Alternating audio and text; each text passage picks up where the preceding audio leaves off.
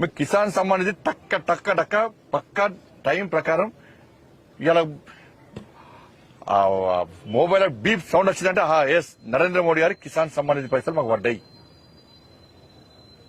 రైతు భరోసా వస్తాలే గ్యారెంటీ లేని పరిస్థితి.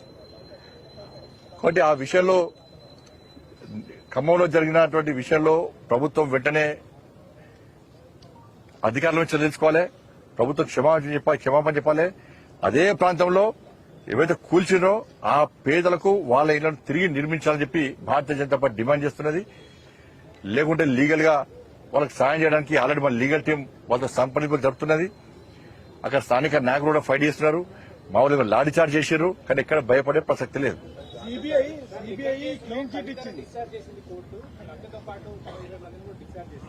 ఇప్పుడా తెలుసుకోవడానికి మాట్లాడతా, నాకు ఐడియా లేదు.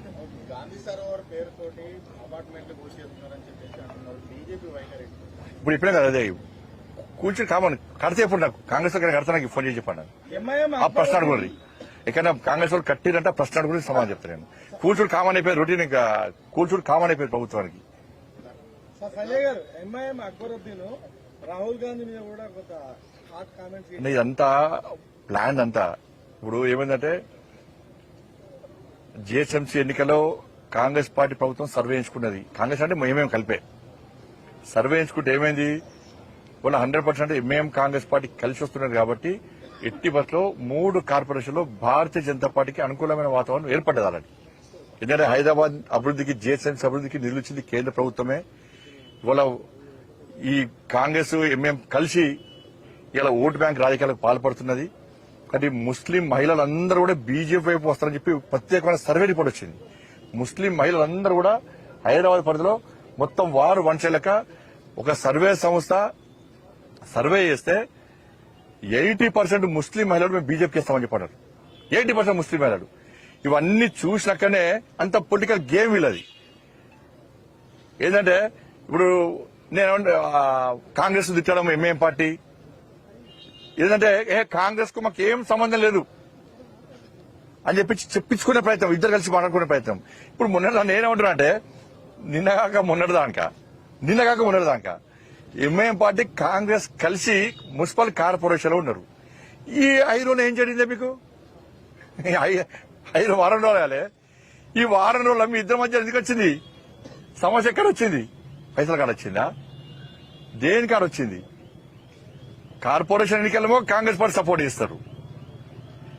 ఎన్నికలు కాగానే ఇప్పుడు భాగ్యనగర్లో మొత్తం జిహెచ్ఎంసీ కార్పొరేషన్ ఎన్నికల్లో బీజేపీకి అనుకూలమైన వాతావరణం ఉందని చెప్పి ఇది లోపల ఇద్దరు మాట్లాడుకుని ఇంకా ఏం చెబుతారు, ఇంకా గట్టి చెబుతారు. ఇంకా రేపటి నుంచి మీ మాయమాటలు మీ డ్రామాలు ఎవ్వరు నమ్మరు.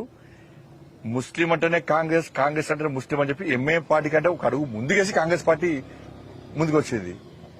మరి మీ ఇద్దరి మధ్యలో ఎక్కడ చేరింది ఈ వారం రోజుల చెప్పాలి. ఇప్పుడు కార్పొరేషన్ ఎన్నికల జిహెచ్ఎంసీ గిట్నే చేసారు. మొత్తం బీజేపీకి అనుకూలమైన వాతావరణం చెప్పి కేసీఆర్ కొడుకు పోయి అక్బరుద్దీన్తో మాట్లాడుకుని పివి నరసింహారావు స్టాచ్యూ ఉరగొట్టాలి, ఎన్టీఆర్ స్టాచ్యూ ఉరగొట్టాలి అన్నప్పుడు స్టేట్మెంట్ ఇప్పించాడు. అది డామేజ్ కథ అడ్డం తినక వాళ్ళకే ఉంటాయింది. అది ప్రజలు మనం చెప్పింది వాస్తవాలు నమ్మిరు కాబట్టి ఇలా మాకు అప్పుడు సపోర్ట్ చేశారు. కాబట్టి ఎంఏఎంను కాంగ్రెస్ పార్టీని వేరు అని చెప్పి ప్రజలు చూసే పరిస్థితులు లేరు. ఇలా అసదుద్దీన్ ఓవైసీమో కాంగ్రెస్ అంటాడు, అక్బరుద్దీన్ ఓవైసీమో అప్పుడప్పుడు బీఆర్ఎస్ అంటాడు. ఏంటంటే వాళ్ళ బిజినెస్ పార్ట్నర్స్ వాళ్ళకున్నారు, ఈయన బిజినెస్ పార్ట్నర్ ఈయనకున్నారు. ఇది పరిస్థితి. మీరేమో ఇట్లా అంటున్నారు, ఆయన యోగి ఆదిత్యనాథ్ రేవంత్ రెడ్డి ఇద్దరు ఒకటే. ఆయన బీజేపీ కాంగ్రెస్ కానీ దర్గాలు తర్వాత ఏడ దర్గా కూడా తెలంగాణ రాష్ట్రంలో అంత గేమ్ అంతే. ఎందుకంటే హైదరాబాద్ లో ముత్యాలమ్మ గుడి కూల్చేశారు, ఒక మసీదు కూల్చిరా మసీదు కూర్చోంటలే మేము. ముత్యాలమ్మ గుడి కూల్చేశారు, పెద్దమ్మ తల్లి జుబ్లీస్ లో కూల్చేశారు, నవగ్రహాల గుడి కూల్చేశారు, షాద్నగర్ లో కూల్చేశారు, సంతోషంలో కూల్చేశారు, పాత బస్సులో కూల్చేశారు, నిన్న మన చాందనగుట్టలో కూల్చేశారు, బాన్స్వాల్లో కూల్చేశారు.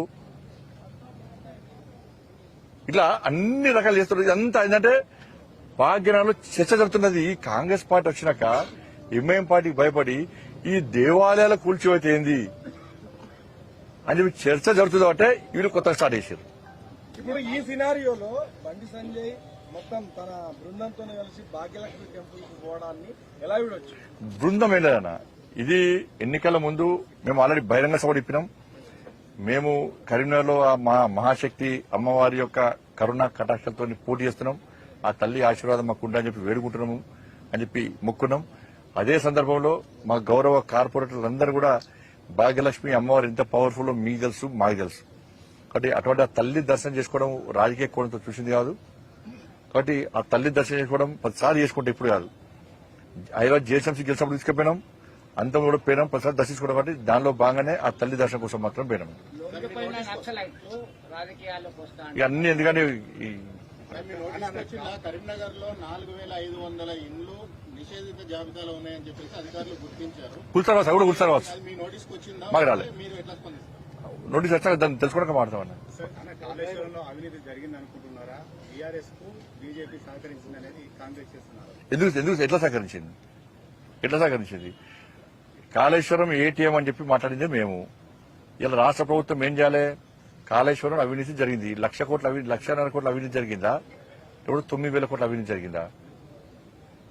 రాష్ట్ర ముఖ్యమంత్రికి విచారణ చేసే దమ్ము నాకు లేదు. కేసీఆర్ కుటుంబాన్ని అరెస్ట్ చేసే పౌరుషము, రేషము, రోషము మాకు లేదు. మాతో కాదు, నాకు చేత కాదని చెప్పండి, మేము చూసుకుంటాం. అప్పుడు ఆలోచిస్తాం. ధన్యవాదాలు అన్న.